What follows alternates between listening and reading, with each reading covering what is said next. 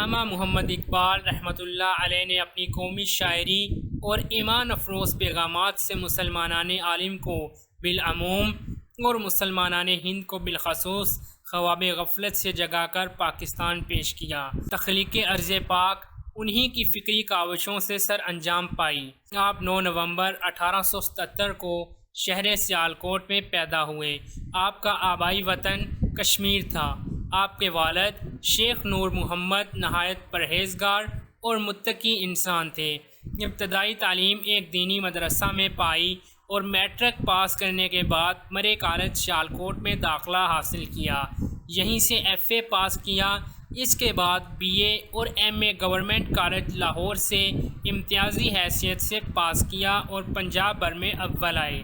جناب والا، matric pass کرنے کے بعد جب آپ سیالکوٹ کے مشن میں پہنچے تو یہاں پر آپ کو مولوی میر حسن جیسے فضل اور شفیق استاد مل گئے، جنہوں نے ان کے جوہر کابل کو پہچان لیا۔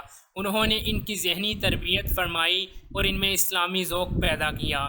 گورنمنٹ کالج لاہور میں آپ کو پروفیسر آرنلڈ جیسی شخصیت سے تلمندہ کرنے کا موقع ملا، جنہوں نے اقبال میں تجسس اور تحقیق کی صفات کو اجاگر کر دیا۔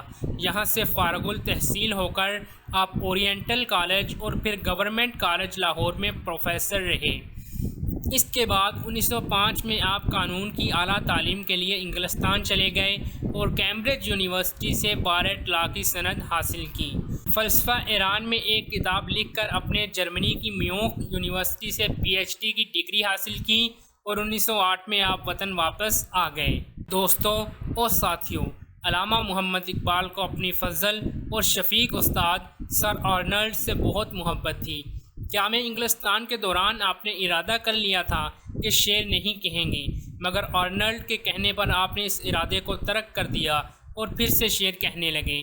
جب آپ کو آرنلڈ کے انتقال کی خبر ملی تو بے اختیار آپ کی زبان سے نکلا، آج اقبال اپنے عظیم دوست اور مشفق استاد سے محروم ہو گیا۔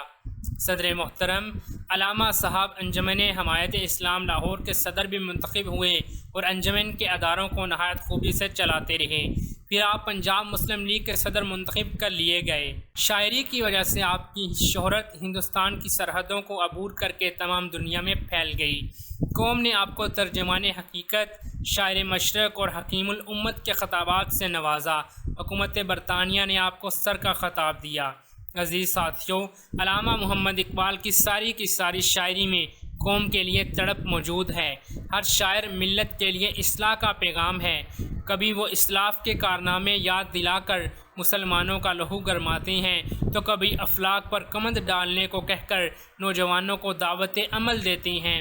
اویس کرنی رحمۃ اللہ علیہ کا قصہ چھیڑ کر حب رسول صلی اللہ علیہ وسلم کی ترغیب دیتے ہیں۔ آپ سچے عاشقان رسول صلی اللہ علیہ وسلم میں سے تھے۔ حضور صلی اللہ علیہ وسلم کے عشق میں ان کی آنکھیں ہمیشہ پرنم رہتی تھیں۔ علامہ صاحب نے خودی پر بڑا زور دیا ہے۔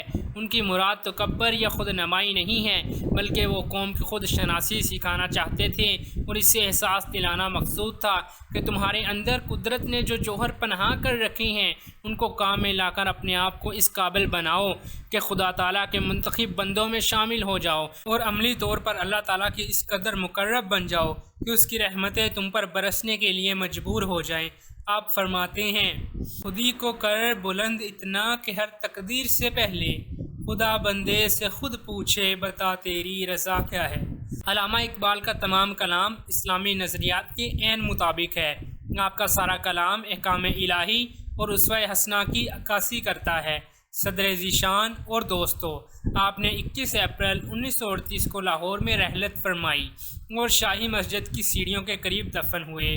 عام دنوں میں بھی لوگ ان کے مزار پر فاتحہ خوانی کے لیے جاتے ہیں، مگر خاص مواقع مثلاً یوم اقبال پر بہت زیادہ لوگ حاضری کے لیے جاتے ہیں۔ اقبال صرف شاعر ہی نہیں تھے، وہ ایک فلسفی بھی تھے اور ہمدرد رہنما بھی تھے۔ وہ قوم کی اصلاح کر کے عظیم قوم بنانا چاہتے تھے۔